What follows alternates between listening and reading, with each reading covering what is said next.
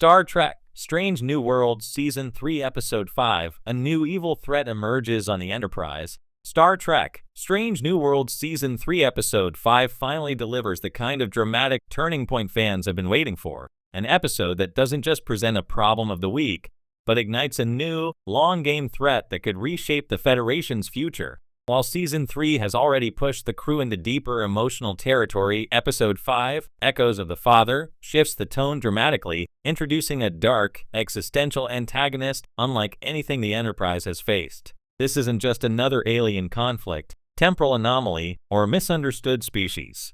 This threat feels ancient, intelligent, and disturbingly personal. A routine rescue mission turns sinister. The episode opens with the Enterprise receiving a fragmented distress call from the USS Harrow, a research vessel studying gravimetric distortions beyond Federation-charted space. Pike leads the rescue with the expectation of a standard recovery mission. However, what they find is chilling. The Harrow's crew is alive, but catatonic, seemingly neurologically severed from their memories. Not harmed, not dead, erased. Spock's scans reveal patterns of neural entropy that resemble synaptic decay, but compressed within minutes rather than years. Dr. M'Benga describes it as memory extraction, surgical and purposeful. There's no sign of physical damage, no invasive tools, not even telepathic fingerprints. Whatever did this wasn't harvesting information, it took identity itself. A return of a forgotten name, the Latheran. When Uhura decodes fragments of the Harrow's logs, a single alien designation repeats. Latheran. No one in Starfleet recognizes the name, not even the Vulcan historical databases. But Spock looks visibly shaken. He privately confides to Number 1 that the term appears in pre-Surik mythic texts, stories Vulcan dismisses as legend. According to ancient lore, the Latheran were once travelers of consciousness, beings who evolved beyond physical existence by consuming the memories and emotional experiences of other species. They were rumored to seed regions of space with technology that drew civilizations toward them, food disguised as innovation. If these legends hold truth, the Latheran do not invade through force.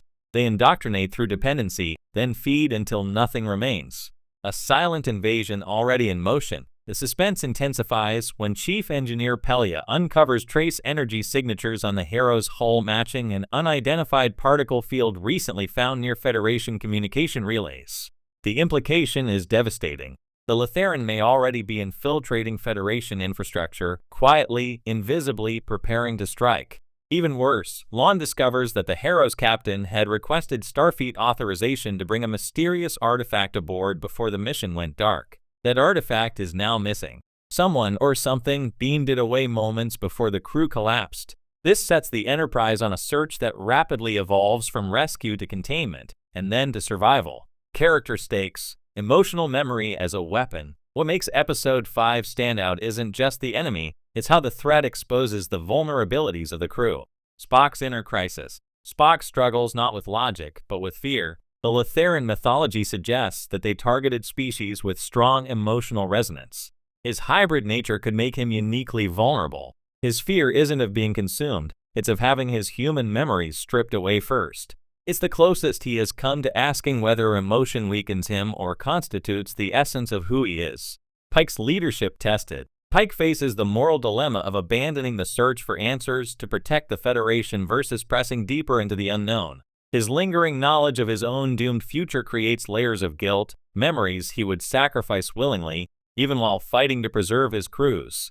Uhura's personal stakes. As a communications officer whose identity is built on language, relationships, and connection, the thought of losing her memories is more terrifying than physical death. Her confrontation with a hallucinated version of her deceased parents provides one of the episode's most emotional scenes. A shipboard intruder. The first Latheran encounter. The turning point arrives when an unidentified lifeform manifests aboard the Enterprise, not through transporters, but through thought. A swirling photonic construct forms in sickbay, composed of iridescent fragments resembling shattered mirror shards suspended in magnetic chaos. Voices whisper through the creature, not as communication, but as echoes of stolen memories from the Harrow. It speaks using multiple voices layered into one, unsettling and eerily familiar. When M'Benga attempts to scan it, the entity lashes out, extracting momentary fragments from Chapel, her recollection of joining Starfleet, and from Ortegas, her first memory of flying a shuttle. Both recover, but the message is clear. This was a probe, not an attack. The Lotharan want to learn the crew first, savor them, understand their emotional resonance before consuming them fully. The creature dissolves into raw light, vanishing without a trace. The artifact resurfaces in a devastating twist. In the final act, Enterprise intercepts a temporal distortion matching the missing artifact. But instead of a relic, they find something more horrifying. It's a vessel, not abandoned, but gestating. Inside, tendril-like structures form neural clusters, rewriting themselves with memories extracted from the Harrow crew. Pike orders photon torpedoes readied, but Spock demands that they wait. Destroying the vessel could scatter memory-coded energy across subspace, enabling the Lotharan to propagate faster. Before they can decide, the vessel wakes. The telepathic wave rips through the bridge, freezing Uhura and Chapel in place. Lon collapses, reliving traumatic timelines erased during her temporal agency encounter. Pike stumbles as visions of his future accident surge painfully into clarity. Through these visions, the Lotharan finally speak. Your memories are burden. We will unmake you. We will set you free. The Enterprise barely escapes by executing a blind warp jump, an act Pike detests, but one that saves the crew. A threat that cannot be fought with fire. The episode ends without victory. No clean moral resolution. No mutual understanding. The Lotharan are coming, not to conquer territory, not to negotiate treaties, but to consume consciousness across the galaxy. Starfleet can't defeat them through phasers or diplomacy. They must defend their identities. The final moments show Spock alone in his quarters, staring at a Vulcan symbol representing ancestral memory. The camera lingers as a faint whisper echoes in his mind, voices that are not his own. The Lotharan are still listening. Why this episode matters for the future of SNW. Episode 5 is more than a mid-season highlight. It feels like the inciting incident for Season 3's broader arc.